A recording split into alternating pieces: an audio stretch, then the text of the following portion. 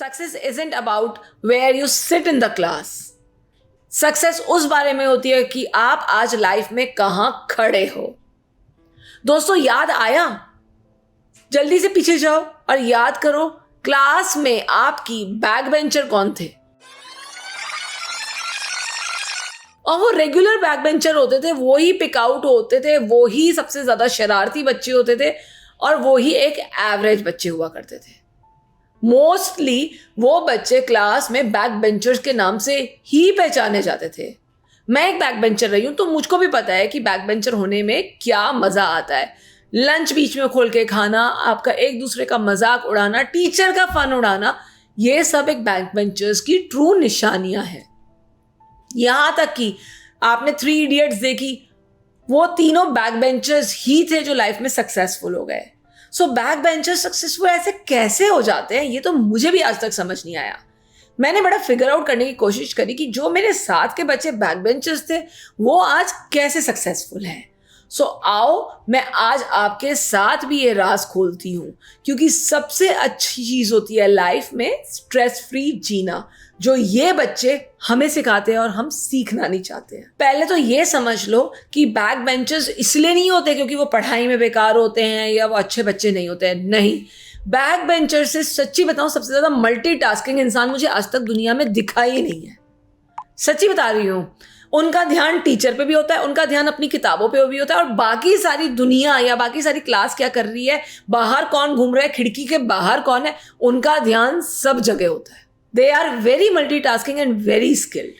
उनमें जो स्किल्स होते हैं ना, फटाफट खाना खाने वाले और फिर काम पे लगने वाले, ये लाइफ में प्रैक्टिकली बड़े काम आते हैं. और एक तो ये जुगाड़ू भी बड़े होते हैं. इनको जुगाड़ करना आता है. इनको पीछे से दिखता है कि क्लास में कौन बच्चा काम कर रहा है, किसने होमवर्क सबमिट करा है, कौन अटेंटिव है, किसके नोट्स अच्छे हैं. ये उस जुगाड़ पे अपनी पढ़ाई बहुत अच्छी कर लेते हैं. They know how to fix up a problem. और पता है रूल्स ब्रेक करने के लिए क्या चाहिए आपको? जिगरा. ये बैक बेंचर्स में कूट कूट के होता है. उनको टेंशन नहीं होती कि अगर हम पीछे से एक जोक पास कर रहे हैं या गाने गा रहे हैं या किसी को छेड़ है या किसी को एक पर्ची मार रहे हैं, बॉल मार रहे हैं, ये कर रहे हैं, उन्हें टेंशन नहीं होती है. उनके पास ये रिस्क टेकिंग एबिलिटीज शुरू से होती है. आपको लग रहा है मैं इतनी तारीफ क्यों कर रही हूं? क्योंकि actually they live the best of their lives. अब बैक बेंचर्स की सक्सेस के 5 मंत्र मैं आपको बताने जा रही हूं. नंबर 1, वो बड़े अडेप्टेबल होते हैं. कैसी भी परिस्थिति आए, कोई सी भी टीचर आए, कोई सा भी सिलेबस आए, कोई सा भी टेस्ट आए, दे adapt very quickly. Different situations, different challenges, और आपको क्या चाहिए? Flexibility and adaptability. सो ये एक गुण उनमें भर भर के पाया जाता है. नंबर 2, पॉजिटिव क्वालिटी जो इनमें होती है वो होता है लेस फियर ऑफ फेलियर. ये फेलियर से विपरीत परिस्थितियों से घबराते नहीं है. एकदम से खड़ा कर दिया गया, yes you stand up, expected था, कोई बात नहीं.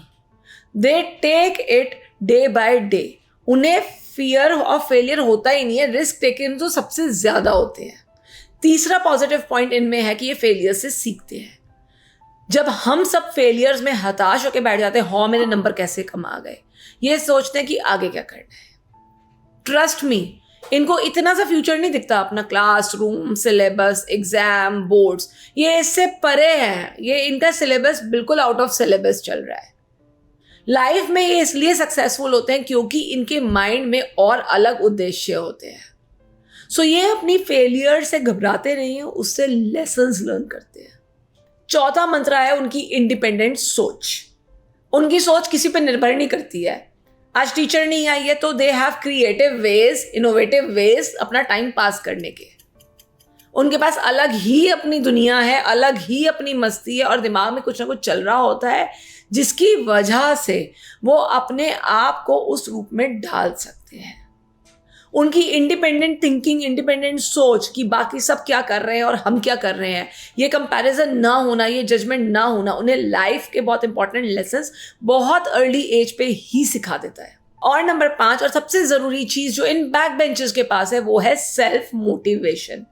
मानोगे आप, बिल गेट्स, कलाम साहब सब बैक बेंचर्स थे. आइंस्टाइन को तो ये तक बोल दिया गया था कि तुम किसी काबिल नहीं हो.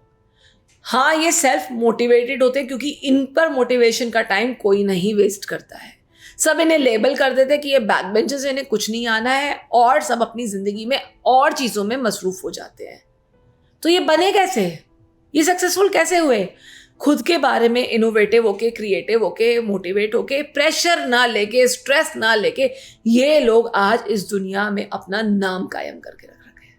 ये लोग अपनी इनोवेशन के साथ, क्रिएशन के साथ, मोटिवेशन के साथ अपने आप को लेबल ना करके, जज ना करके, स्ट्रेस से दूर रह के, फियर से दूर रह के आज दुनिया में उस मुकाम पे हैं जहां हम कल्पना भी नहीं कर सकते थे। हम सबकी लाइफ में बैक बेंचर्स थे, हैं और रहेंगे।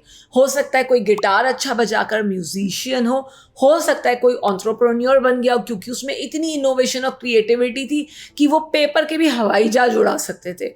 हो सकता है कोई पायलट हो सकता है कोई एक बहुत अच्छा डांसर हो।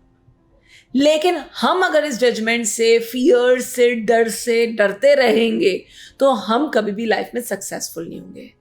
सो आज दोस्तों अपनी लाइफ के बैक बेंचर्स से पूछो कि ऐसी क्या चीज़ थी जो उन्हें आज इस मुकाम पर लाई है। वो आंसर ज़रूर देंगे क्योंकि उनको पता ही नहीं है स्ट्रेस क्या होता है, उनको पता ही नहीं एंजाइटी क्या होती है।